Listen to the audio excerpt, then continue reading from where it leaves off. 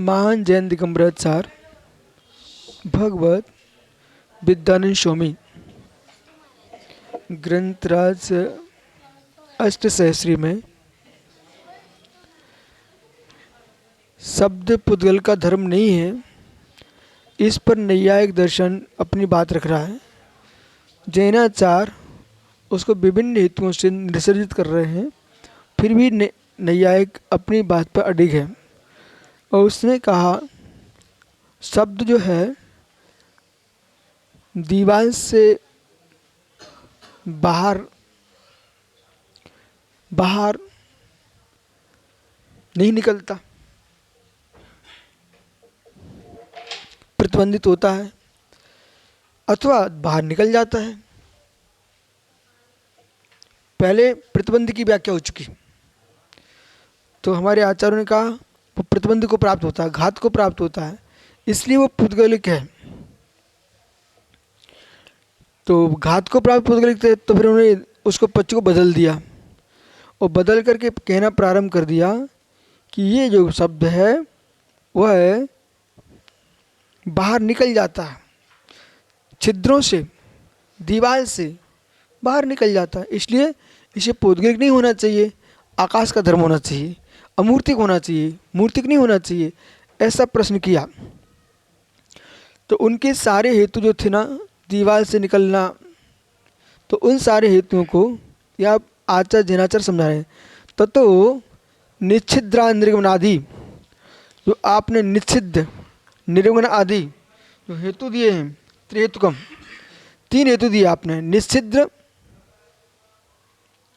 स्नेह, ठीक है, तो निश्चिद्र निर्गमादि, स्नेह आदि, स्पर्शादि, विविचारी, मतलब स्पर्शित, स्नेह और निश्चिद्र। तो निश्चित से निकल जाना, स्नेह आदि से निकल जाना और स्पर्श आदि से विविचारी, ये 3 हेतु आपने दिए हैं। न सम्यक हेतु तुरीयतः हेतुरीयतः मुत्प्रत्येत, ये आपने जो हेतु दिए हैं ये सम्यक नहीं है, यथार्थ नहीं है, जिससे कि हम उनको पौद्गलिक पने का उत्प्रेक्षा कर सकें, उन्हें निषेध कर सकें। आपने जो त्रिहेतु दिए हैं ये तीनों हेतु आपके सम्यक नहीं है, यथार्थ नहीं है। क्यों?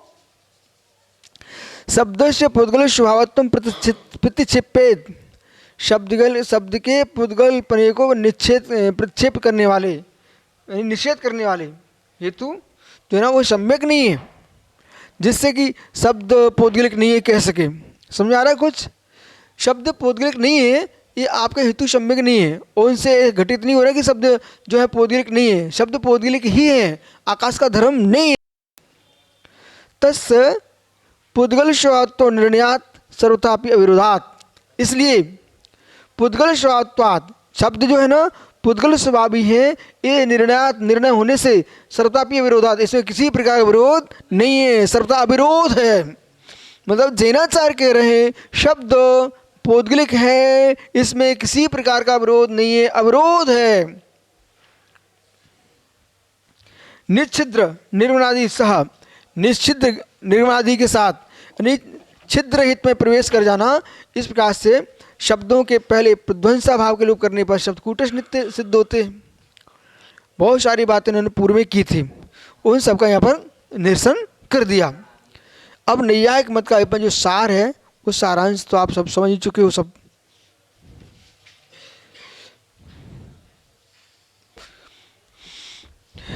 वर्तमान काल एवं श्रूयन्ते न भूत भावी कालिते निर्णयः। अब शब्द वर्तमान काल में ही सुने जाते हैं, भूत भविष्य काल में नहीं, इसका निर्णय करते हैं। देखो कितनी बड़ी बड़ी बातें लिखी रखी पूर्व से। जो शब्द है वो वर्तमान में ही सुने जाते हैं, भूत भविष्य काल में नहीं, इसका निर्णय करते हैं।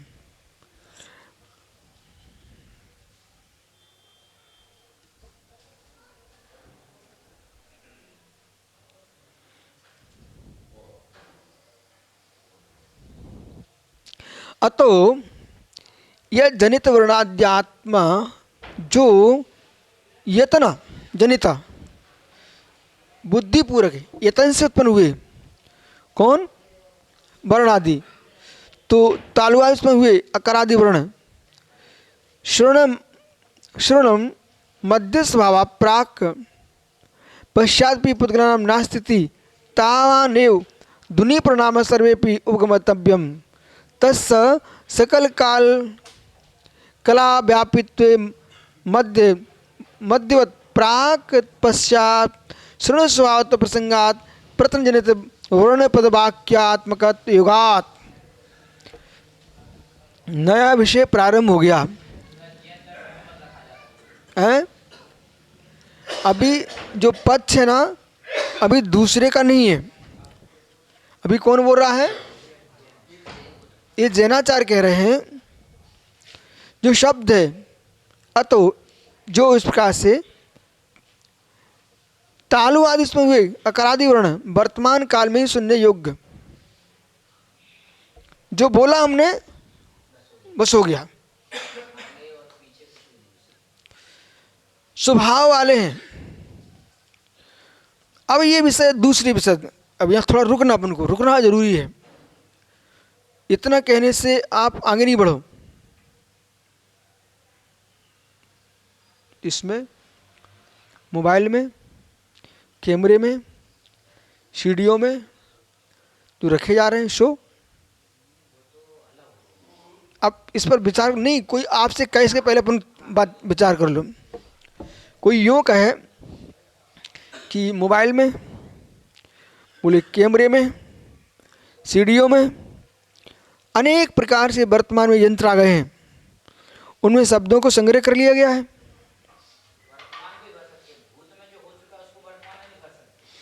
तो उनके लिए हम उत्तर देंगे। अब कर रहे हो तो उसे आप भर सकते हो। भविष्य में क्या बोलेंगे उसे आप भरोगे क्या? बहुत बढ़िया। भूत में क्या बोल चुके उसे भरोगे क्या? नहीं भर पाओगे। जो हमने वर्तमान में बोला उसे आप भर सकते हो। उसे आप भविष्य में कह सकते हो कि भूत में ये बोला गया था। हमारा विषय दूसरी हो जा रहा है। जो वर्तमान में बोल रहा हूं उसे आप यंत्रों में संग्रह कर सकते हो, और यंत्रों में संग्रह करके भविष्य में तुम कह सकते हो भूत के शब्द हैं, भूत के शब्द हैं। लेकिन जिनको संग्रह किया नहीं गया उन शब्दों को तुम खोज रहे हो। तो आप महाभारत के युद्ध की आवाज़ सुनना चाह रहे हो, भगवान महावीर की वाणी खोज रहे हो, वो नहीं खोज पाओगे यहाँ की दृष्टि से।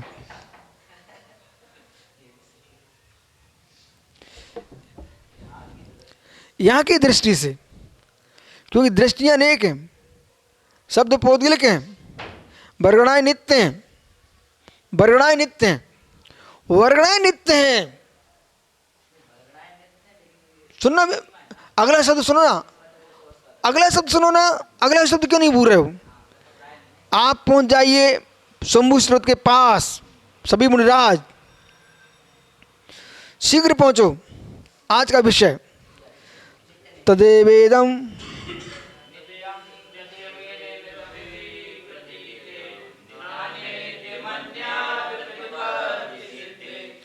तद्वृद्धं वयंतरंग निमेत निमेत योगितस्ते नित्यं तदेवेत प्रति प्रतीते नित्यमन्यत् तद्विरुद्ध न नित्यन्यत् प्रपद्यते वयंत्रोपाद न तद्वृद्धं वयंत्रो न तद्वृद्धं वयंत्रोपयम् निमित्त नियमित योगतास्ते। अब सुनिए, यहां पर पृथ्वीज्ञान की बात जब किए तो द्रव्यत्व के पास गए। हम शब्द वर्णाओं को देखेंगे तो हम नित्य के पास जाएंगे। वर्णाओं को, शब्द के प्रयोग को देखेंगे तो अनित्य के पास जाएंगे। वो अंतरंग बहिरे हेतु देखेंगे क्योंकि बहिरंग हेतु में सारे गामा पादानी से जो शब्द हैं सुर 7, ठीक है, इनमें फिर आपको घन सुशिर ये सारे भेद किए। तत् वितत घन सुशिर, तत् वितत घन सुशिर, भाषात्मक अभाषात्मक, फिर प्रायोगिक वैशेषिक, फिर अक्षरी अनक्षरी, ये सब हम शब्दनय का विषय बनाएंगे। इनको शब्दनय का विषय बना करके फिर विचार करिए आप तत्समय की पर्याय को ही ग्रहण करते हैं, वर्तमान को ही ग्रहण करते हैं, भूत का शब्द नहीं पकड़ सकते। क्योंकि तदेवेदम, ये वही है, ये वही है, ये द्रव दृष्टि से पकड़ेंगे हम। तो नित्य प्रपत्ति में जब जाओगे तो यह वही है, ये तो पकड़ा जाएगा। परंतु अनित्य में जाओगे तो आप वह नहीं हो, वह नहीं हो, यह नहीं हो, ऐसा कथन करना पड़ेगा। इसलिए जो प्रयोगात्मक शब्द हैं, हम लोग शब्द को नित्य मानते ही नहीं है। बोलो, शब्द को नित्य माना क्या आपने? नहीं माना ना। शब्द को हमने पुद्गल की पर्याय माना है, नित्य पुद्गल है, और पुद्गल जो ना शब्द वर्गणा है वो नित्य है। अब जो भाषा वर्गणा है, भाषा वर्गणा है, वो शब्द रूप में कब तक रहेगी, ये प्रश्न है।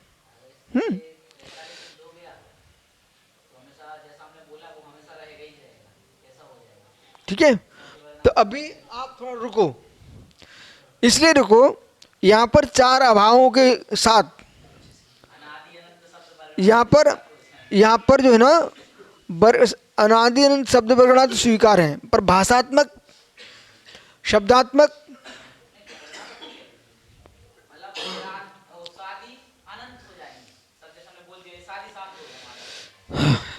यहाँ आपको प्रश्न ये रखना है। देखो भाई कितनी गहरी बात शंभु में देखी, शंभु स्रोत में, इस पर आप अपन को कई दिन चर्चा करना है। शंभु स्रोत को देखिए आप, वहाँ का सिद्धांत उठा के लाइए। उन्होंने कहा बालक, युवा, वृद्ध अवस्था से अनित्य है, अवस्था से अनित्य, अवस्था से अनित्य, अवस्था से अनित्य, जब अवस्था से यानी पर्याय, तो शब्द जो है अवस्था है, शब्द जो है अवस्था है, पुद्गल द्रव्य की पर्याय है, तो पर्याय अनित्य होती है, पर्याय नित्य होती नहीं है। अब सुनते चलना, अब इसमें ये ध्यान रखना कि 4 पर्यायों में से कौन सी पर्याय में जाएगी, इसका निर्णय आपको करना है कि अनादि नित्य है, कि अनादि शांत है, कि सादि नित्य है, कि सादि अनित्य है, सादि शांत है। भाषा वर्गणा, भाषा शब्द, सर्वथा आप लोग पर्याय को अनित्य ही मानते हो, आप लोग अनित्य ही मानते हो, तो अनादि अनंत पर्याय का क्या होगा? ध्रुव शब्द मत जुड़ो अभी, शब्द बालक ये बीच में बोल करके अब ध्रुव पर्याय बोल दिया बालक ने, ध्रुव नहीं बोलो। सादी नित्य में ध्रुव में अंतर है, और ध्रुव में वो अनादि अनंत और ध्रुव में। अब सुनो इधर देखो, ध्रुव एक प्रकार का नहीं है, ध्रुव एक सा नहीं है। ध्रुव का सत कैसा है? उत्पाद ध्रुवोक्तम सत, मटका बना है उसमें ध्रुव है कि नहीं? ध्रुव पर्याय नहीं मानो तो मटका नष्ट ही हो जाएगा बनते ही। ध्रुव पर्याय है उसमें, लेकिन ध्रुव पर्याय कैसी है? साधी शांत है उसके अंदर।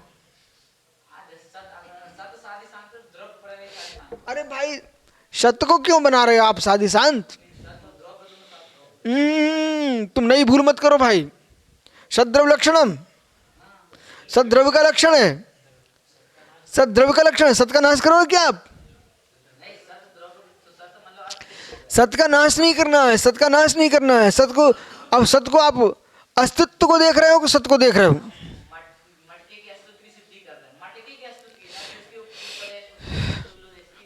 नहीं, अरे बोले कहाँ जा रहे हो?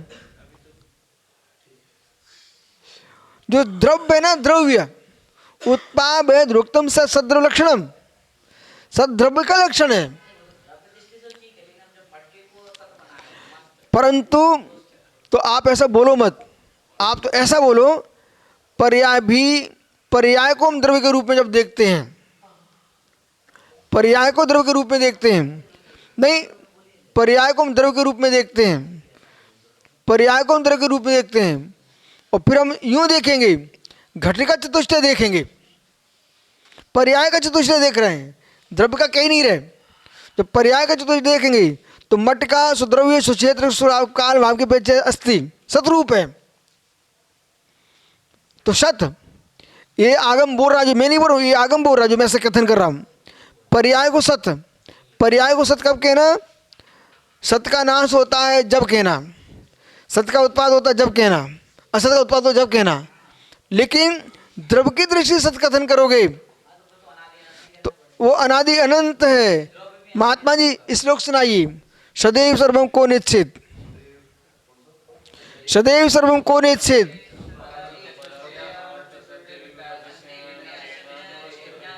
तुम बोलने तो दिया करो भाई, कथन जितनी सुनाना है आपको।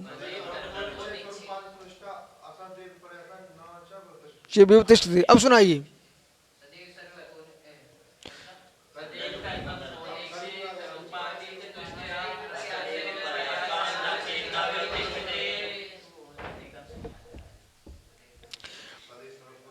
इस श्लोक को, इस कारका को पढ़ते समय पाठक को चाहिए इसके अर्थ द्वैत्व में लगाए, द्रव्य के सतरूप में लगाए कि पर्याय के सतरूप में लगाए, समझ रहे कि नहीं? तो जब समझाने का समय आए तो आप न भ्रमित स्वयं होना न दूसरों करना। इसमें छल विद्या का भी प्रयोग कर सकते हैं आप, समझ रहे कि नहीं? अब जैसे सत घट घट घट घट घट बाजार में खरीदने जाओगे तो ये कहोगे मुझे मिट्टी की घट पर्याय दे दो, ऐसा बोलोगे? बाजार में खरीदने जाओगे तो ये बोलोगे मिट्टी घट पर्याय मुझे दे दो, ऐसा तो नहीं बोलोगे। भाई क्या लेने आए, कौन सा द्रव्य लेने आए, कौन सी वस्तु लेने आए, तो वस्तु कहलाएगा, वो मट का द्रव्य बन जाएगा। यद्यपि मट का द्रव्य नहीं है, द्रव्य तो मिट्टी है। अब वो मिट्टी भी द्रव्य नहीं है, फिर मिट्टी भी द्रव्य नहीं है, द्रव्य तो परमाणु है। यदि मिट्टी को तुम्हें, मिट्टी को पुद्गल द्रव्य कह दिया, अब देखो विवेक के साथ, ये कक्षा प्रारंभ होती है अष्टसहस्री, उसमें विषय खुलते निकलते बाहर। यदि आपने मिट्टी को द्रव्य कहा, पुद्गल द्रव्य, तो सोना क्या होगा, चांदी क्या होगा? वो मिट्टी नहीं है। नहीं नहीं नहीं नहीं, अभी तुम रुको, वो मिट्टी नहीं है, वो धातु है। और स्वर्ण धातु अलग है, अन्योन्य भाव, अन्योन्य भाव, अन्योन्य भाव। स्वर्ण धातु भिन्न है, रजत धातु भिन्न है, ताम्र धातु भिन्न है, सीसा भिन्न है, जस्ता भिन्न है, भिन्न है, लोहा भिन्न है, अयस्क भिन्न है। ओ भिन्न है तो फिर आपको बोध होना चाहिए है, खड़िया भिन्न है, चूना भिन्न है, लाल मिट्टी भिन्न है, गेरू मिट्टी भिन्न है, हिंगुल भिन्न है, हिंगुल भिन्न है। ये सभी क्या पुद्गल द्रव्य है? इनमें से कौन सा पुद्गल द्रव्य है? ठहरिए ठहरिए, बोले अब करो निर्णय, में कौन सा पुद्गल द्रव्य है? नमक, खदान का नमक, इन्हें पुद्गल द्रव्य किसे कहोगे आप? नहीं नहीं नहीं नहीं, अभी जो विषय उस पर टिके रहो। वो पृथ्वी काय है वो तो ठीक है, वो विषय ही नहीं चल रहा अभी। मेरा प्रश्न तो ये पुद्गल द्रव्य है कि नहीं, इनमें से कौन सा पुद्गल द्रव्य है? बोलिए महात्मा जी। इनमें से तुमने एक कोई पुद्गल द्रव्य ठहरा दिया नियत, तो शेष का पुद्गल प्रमेय का विनाश हो जाएगा। इसलिए सभी पुद्गल द्रव्य नहीं है, ये पुद्गल द्रव्य की पर्याय है, पर्यायों में द्रव्य का उपचार है। एक विषय हो गया। अब फिर पर्याय की पर्याय में जाते घट, घट पुद्गल है, ये भी क्या है? ये कहना पर्याय की पर्याय है। अब बोलो, पर्याय की पर्याय का उपचार है कि नहीं? पर्याय की पर्याय है कि नहीं? हाँ, मतलब तत्व निर्णय के लिए, तत्व ज्ञान के लिए कितना गंभीर विषय चाहिए है। एक शब्द को लेकर के इतना विषय। आप स्थिर बैठो, स्थिर रहो और तत्व निर्णय करो। मालूम जितना बेटा लिखा ना, आचार्य विद्यानंद स्वामी ने जितना लिखा है,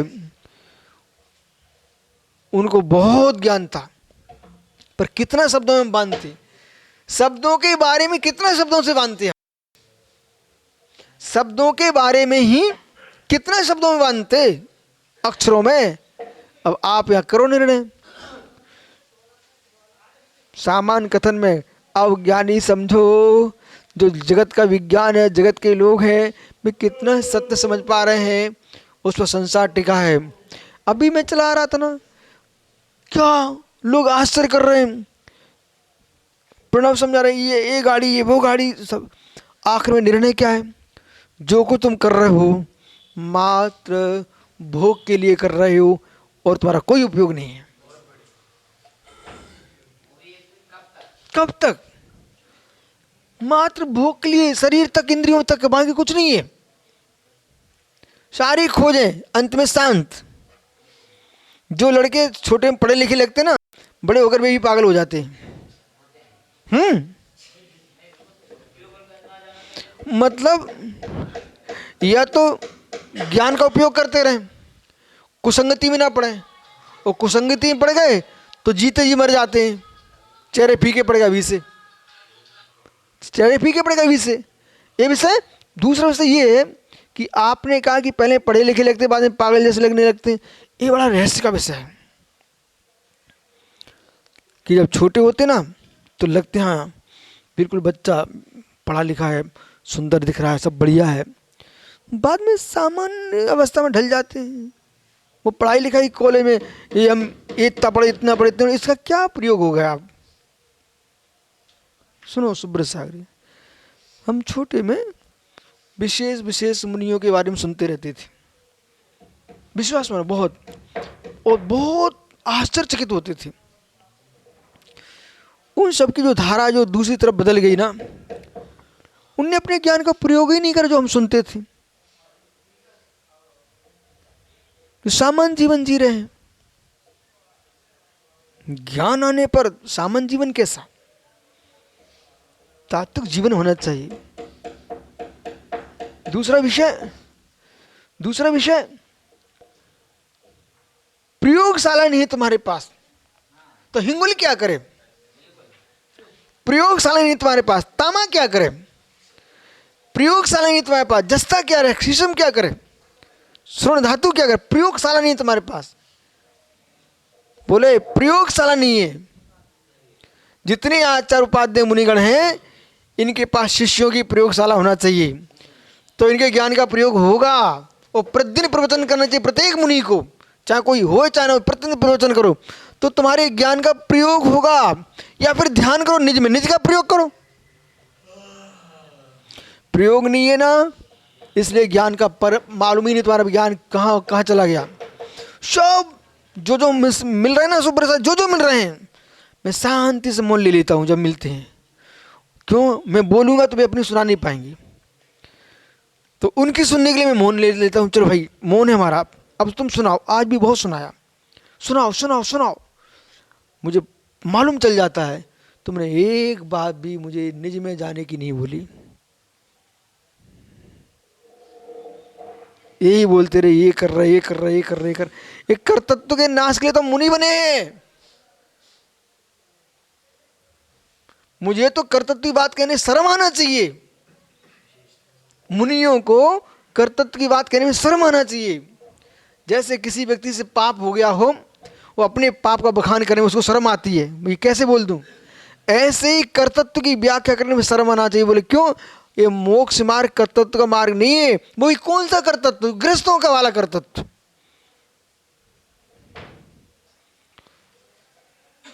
समझ में आ रहा कुछ? शर्म आना चाहिए, शर्म आप इसे कह रहे हैं। नहीं तुम कुछ दिन बाद देख करके, क्योंकि ये सब प्रभावित होना बहुत सरल काम है। कोई भजनों से प्रभावित हो जाता है, कोई मठों से प्रभावित, कोई मंदिरों से, कोई तीर्थों से प्रभावित हो। अरे देखो, दर्शन करो, ठीक है, जिन्हें आयतनों की अनुमोदना करो, लेकिन बनाने की भावना मत रखना, नहीं मिट जाओगे,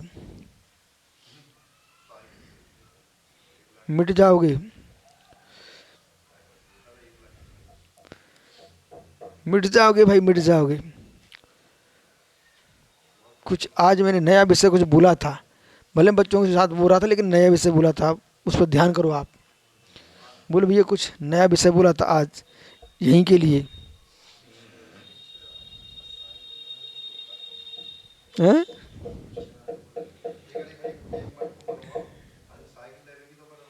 चलो अब कल मिलेंगे। नमो रिंता नमुस्त नमो रियम चौसा।